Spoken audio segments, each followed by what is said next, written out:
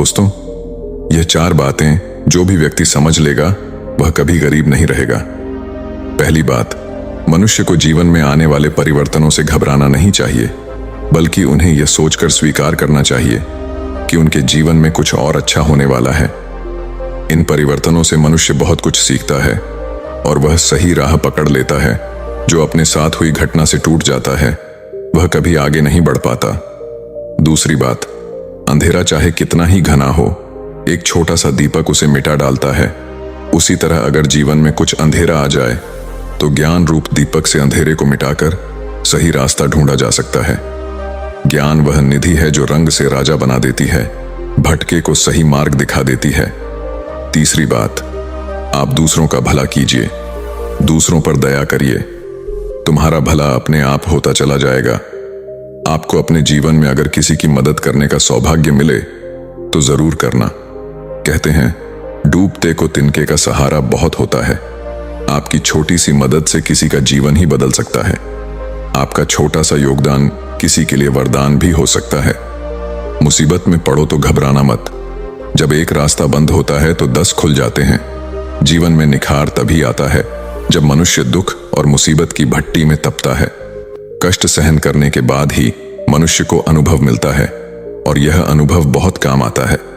चौथी बात, मनुष्य के दिन चाहे कैसे भी हो, चाहे कितनी भी कठिनाइयां उसके जीवन में आए, परंतु उसे कभी भीख मांगकर खाना नहीं चाहिए। भीख मांगकर खाने वाला अपनी ही नजरों में गिर जाता है और जब वह भीख मांगकर खाता है तो उसकी आदत हो जाती है बिना मेहनत किए खाने की। इसीलिए मनुष्य को हमेशा मेहनत करके ही खाना चाहिए, तभी मनुष्य सफल और आत्मनिर्भर बनता है। किसी को मदद की जरूरत हो तो आप सबसे पहले उसकी मदद करें, लेकिन अगर आपको मदद की जरूरत हो तो आपको किसी से मदद मांगने की जरूरत ना हो।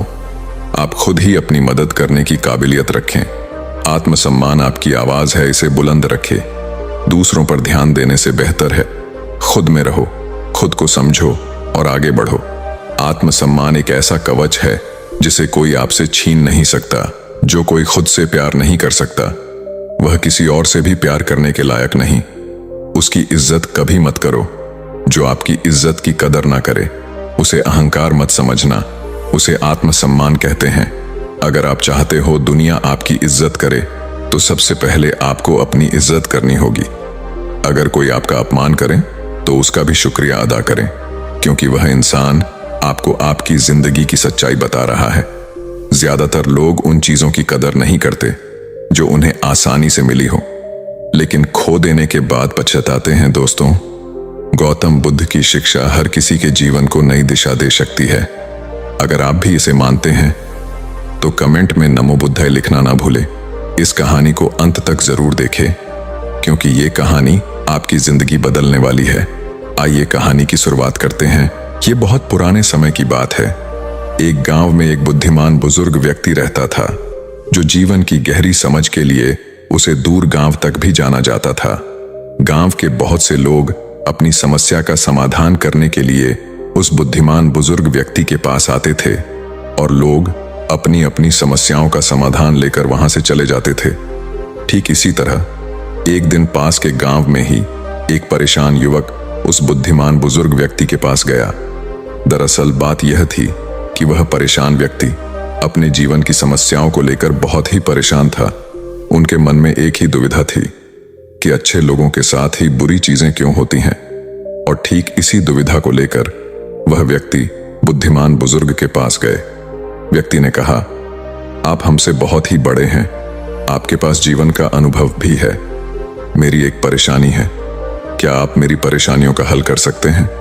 बुजुर्ग व्यक्ति कहते हैं, हाँ क्यों नहीं, अगर मैं कर पाऊं तो मैं जरूर करूंगा। तुम्हारी क्या परेशानी है? व्यक्ति कहते हैं, मेरे मन में एक ही दुविधा है कि इस दुनिया में अच्छे लोगों के साथ ही बुरा क्यों होता है। क्यों ऐसा होता है कि जो लोग बुरे कर्म भी करते हैं लेकिन उनके जीवन में अच्छा ही होता है, और बहुत से लोग अच्छे कर्म करने के बावजूद भी उनके जीवन में लगातार बुरा होता है। बुजुर्ग व्यक्ति ने उनकी बातें सुनी और फिर उनसे अपने साथ में चलने को कहा। दोनों मिलकर उनके घर के बगीचे में टहलने लगे। टहलते टहलते वह एक ऐसी जगह पर पहुंचे जहां पर बगीचे में 2 पौधा लगा हुआ था, और पौधा भी कुछ इस तरह से लगा हुआ था कि सूर्य की किरणें लगातार दोनों में पड़ रही थीं। देखने में दोनों पौधा समान आकार और आकृति वाले प्रतीत हो रहे थे, और उस बुद्धिमान बुजुर्ग व्यक्ति ने दोनों पौधा को एक ही मिट्टी में लगाया था। फिर बुद्धिमान व्यक्ति ने उस पौधा की ओर इशारा करते हुए उस व्यक्ति को समझाया कि देखो, इसे जरा ध्यान से देखो। यह जो दोनों पौधा है, इसकी शुरुआत एक जैसी थी। उन दोनों पौधों में समान मात्रा में धूप, पानी और खाद मिली। फिर भी तुम इसे देख सकते हो, एक फला फूला और लंबा हो गया, जबकि दूसरा बौना और मुरझाया हुआ है। दूसरा पौधा में वृद्धि नहीं हुई। लेकिन मैंने दोनों पौधा को एक समान देखभाल किया था। बुजुर्ग की बातें सुनकर युवक ने पौधों को करीब से देखा और कुछ समझने के बाद अपना सर हिलाया। बुजुर्ग व्यक्ति ने फिर आगे कहा, हमारा जीवन भी काफी हद तक इन पौधों की तरह है। जिस तरह पौधों को समान परिस्थितियों में शुरू होने के बावजूद भी अलग अलग विकास परिणामों का सामना करना पड़ता है, ठीक उसी तरह लोगों को भी अलग अलग परिस्थितियों का सामना करना पड़ता है। कभी कभी उन लोगों के साथ बुरी चीजें हो सकती हैं जो बेहतर होने के हकदार हैं, जिनके कर्म अच्छे हैं, जो लगातार अच्छे कर्म ही करते हैं, उनके साथ भी बुरी घटनाएं हो सकती हैं। जिस प्रकार बौने पौधे ने बढ़ने के लिए हर संभव कोशिश की, अच्छे लोगों को भी अपने जीवन में चुनौतियों और कठिनाइयों का सामना करना पड़ सकता है जो उनके नियंत्रण के परे है। वे अपने जीवन में चुनौती और कठिनाइयों का सामना करेंगे, लेकिन वे उसे नियंत्रण नहीं कर पाएंगे। बुजुर्ग की बातें सुनकर वह व्यक्ति एक पल के लिए रुका, जिससे कि युवक को उनकी सारी बातें समझने का मौका मिला। फिर बुजुर्ग व्यक्ति कहते हैं, वास्तव में जो मायने रखता है वह सिर्फ उन परिस्थितियों का नहीं है जिनका हम सामना करते हैं, बल्कि हम उन पर कैसे प्रतिक्रिया देते हैं, इस पर निर्भर करता है।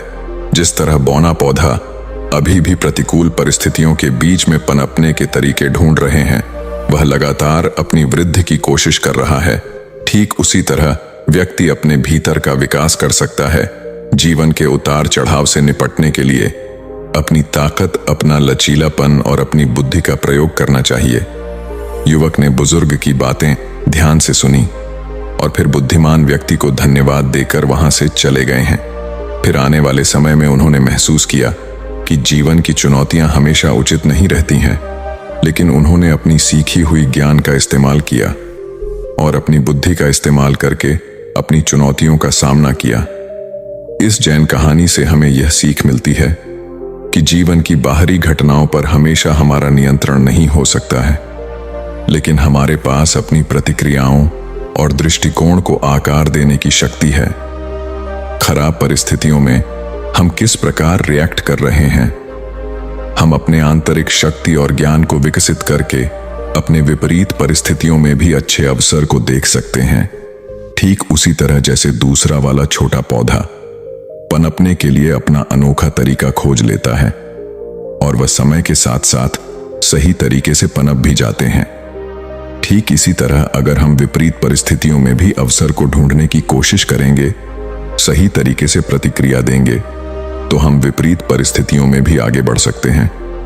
ये कहानी हमारे जीवन की अप्रत्याशित के बारे में बताता है। जिस प्रकार समान परिस्थितियों में साथ साथ उगने वाले 2 पौधे अलग अलग परिणामों का अनुभव कर सकते हैं, ठीक उसी प्रकार व्यक्तियों को अप्रत्याशित चुनौतियों और कठिनाइयों का सामना करना पड़ सकता है, भले ही उनकी अच्छाई या गुण कुछ भी हो।